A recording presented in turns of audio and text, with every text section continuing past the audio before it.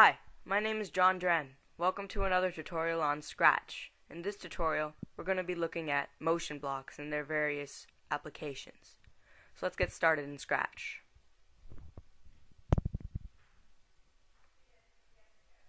As usual, the first thing I'm going to do is come over here to the delete tool and get rid of the cat. Next, we're going to create a new sprite. So let's come down to the bottom here, and I'm just going to make a small circle. I tend to like to do that in my tutorials. I don't know why, but I do.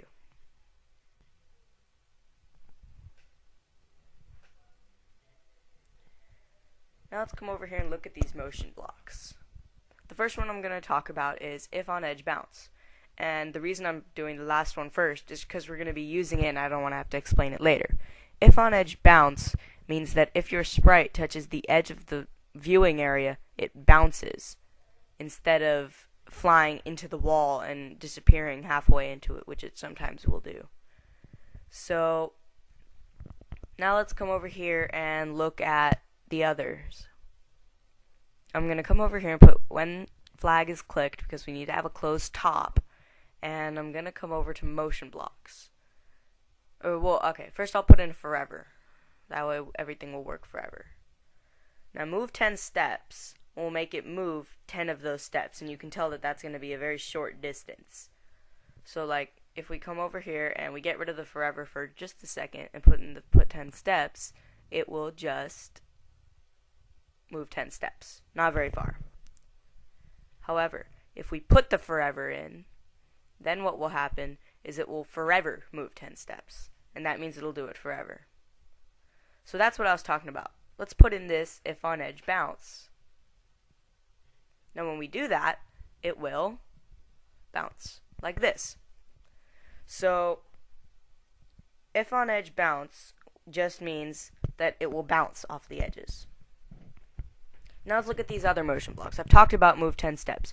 Turn blank degrees is pretty self-explanatory. You enter in the amount of degrees and it'll turn your sprite that number of degrees.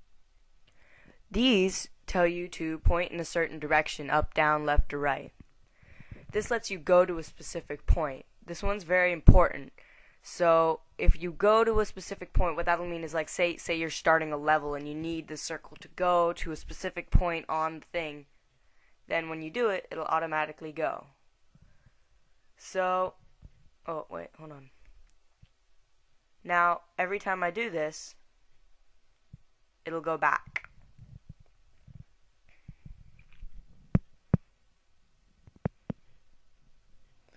Now let's come over here and talk about some of the other ones. Go to. Now if we go to mouse pointer, it will automatically go to the mouse.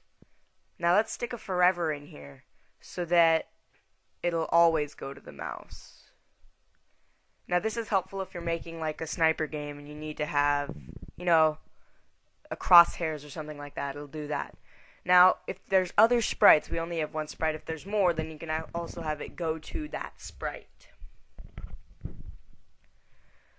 Here, this is glide. That's pretty self-explanatory. It'll glide to a certain place. There's the set X, change X, and set Y, change Y.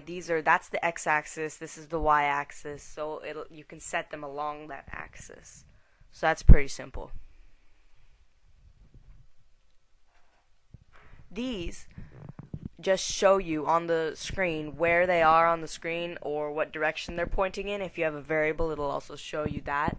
If they're circular like that, then they'll show you. Now, this is one I didn't talk about, point towards. And let's say we point it towards mouse or pointer forever and move 10 steps. What do you think that's going to do? Let's make it 5 steps, so it's 4 steps, so it's slower. If it's doing that, then it's going to follow my mouse around, just like a little dog. The more steps, the faster it'll go. And if you do this, it'll just go into the wall like that. Now that's because it's pointing towards my mouse pointer and then moving 4 steps. Now whenever my mouse pointer position changes, it will change as well automatically. So now let's make a new sprite, and we'll make this a circle ball. And what we're gonna do is we're gonna make it a little interesting because we're gonna make it so that you have to avoid these. So okay, here's our second sprite. Now let's give it some simple things here. Forever. Okay, turning. We don't want it to just go left and right like I showed you earlier. You want it to turn a certain amount of degrees, but we're gonna have it pick a random amount, and that's helpful in a lot of situations when you need something random. However, we're going to talk about that in another lesson. But I'm going to pick between 1 and 360 because that's the full range of degrees and have it pick. So then we'll have it forever move 10 steps. So now it'll just be bouncing around the screen. Oh yes, we have to put in a if on edge bounce, which I think I'm going to forget to do just to show you what happens. So, see? It'll follow me, and the other sprite goes into the wall. So let's put in an if on edge bounce, and now you can see that they're moving around.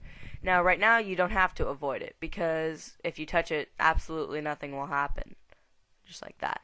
So let's make sprite 1, as I like to say, allergic to sprite 2. And we're going to do that by saying when this is clicked, forever, because we just don't want it to be in the first millisecond. Forever if, and we're going to say touching sprite 2.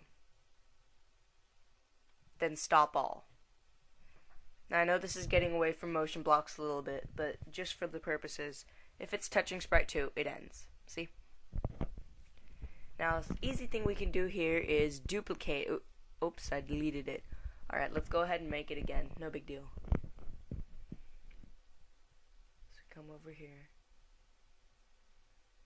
Now, having irregular shaped things is good too, because the way it bounces off of the wall makes it a little more interesting. So now we'll have it turn, pick random, 1 to 360.